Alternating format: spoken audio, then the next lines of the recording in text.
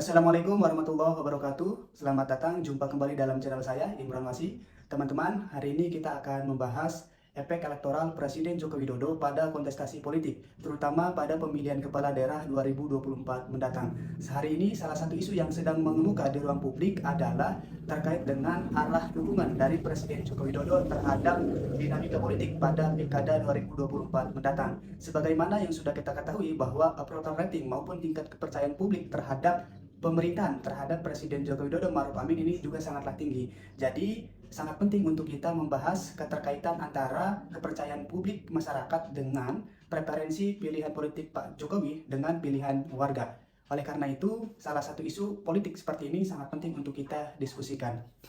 Baik teman-teman, hari ini seperti yang kita ketahui bahwa Koalisi Indonesia Maju yang sebelumnya pada Pilpres 2024 yang lalu itu mendukung pasangan Prabowo Subianto Gibran Rakabuming Raka dan akhirnya berhasil meraih kemenangan pada pemilu 2024 yang lalu.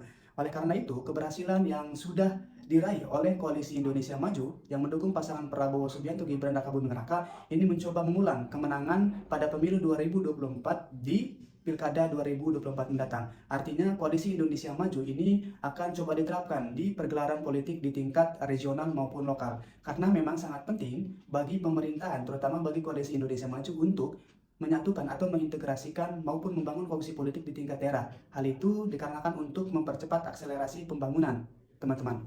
Bayangkan, apalagi pemerintahan Pak Prabowo Gibran ini memiliki visi misi yang sangat strategis, hal-hal yang sangat fundamental seperti pendidikan, kesehatan, kemudian juga kesehatan misalnya di sana ada aspek makan siang gratis dan lain sebagainya, termasuk mungkin mega proyek Ibu Kota Nusantara yang juga nantinya akan dilanjutkan oleh Presiden dan Wakil Presiden terpilih, teman-teman. Yang kedua, teman-teman, seperti yang terekam dalam survei Litbang Kompas pada Juli 2024 hari ini, itu menunjukkan bahwa pilihan atau responden menilai pilihan preferensi dukungan Pak Jokowi ini bisa dipertimbangkan oleh pilihan warga. Nah, responden yang kemudian menilai akan mengikuti pilihan Presiden Jokowi dalam konteks dukungan politik elektoral di Pilkada 2024 adalah responden yang menilai secara positif kinerja Presiden Joko Widodo sebagai kepala negara dan juga sekaligus sebagai kepala pemerintahan, teman-teman. Jadi ada linearitas yang terjalin di sana.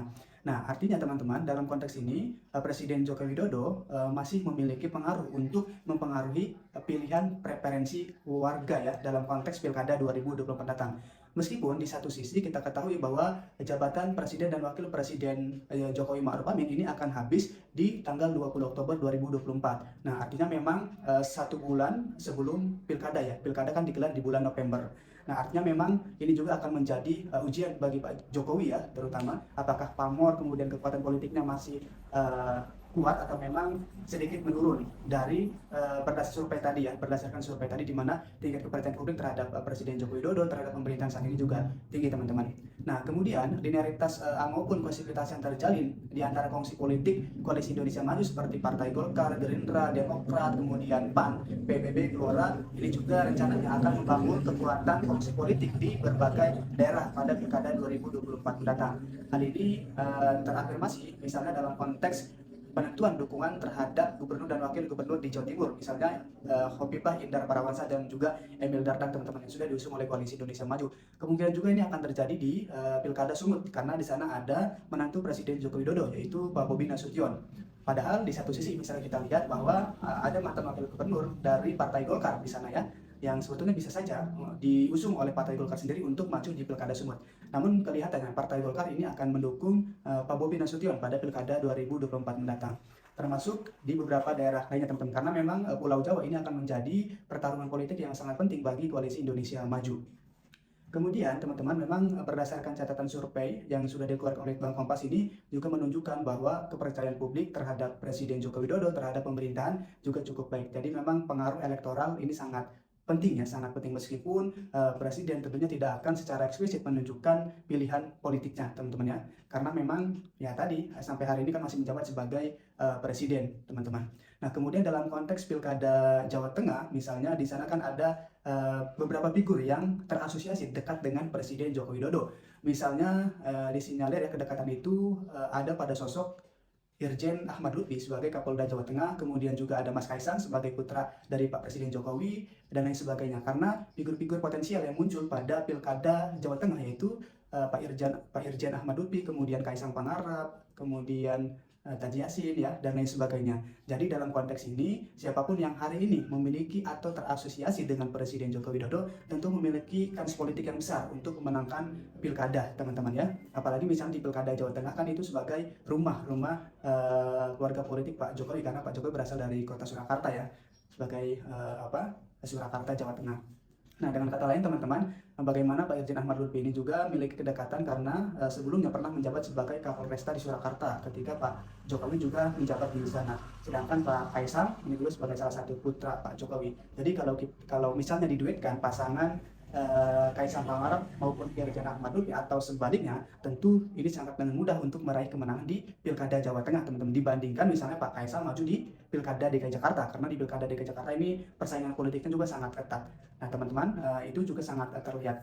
Namun kemudian ini juga bisa terlihat ketika pergelaran pilkada sudah digelar di bulan November mendatang. Apakah memang pengaruh kemudian pamor politik Pak Jokowi masih sangat kentara dalam pilkada 2024 mendatang? Untuk sementara ini memang sangat terlihat pengaruh Pak Jokowi sangatlah tinggi, teman-teman. Nah, bagaimana kemudian irisan pilihan politik warga yang akan mengikuti preferensi politik Pak Jokowi dengan Partai Demokrasi Indonesia Perjuangan? Karena ini juga tidak bisa dipisahkan, teman-teman, baik Jokowi maupun juga PDIP. Karena di satu sisi Pak Jokowi juga merupakan merupakan kader dari Partai Demokrasi Indonesia Perjuangan, meskipun sampai hari ini terlihat ada kerenggangan politik yang belum usai antara Pak Jokowi dengan PDI Perjuangan, teman-teman. Tapi dalam politik apapun itu bisa terjadi, bisa terjalin keharmonisan kembali, teman-teman, maupun memunculkan friksi-friksi politik.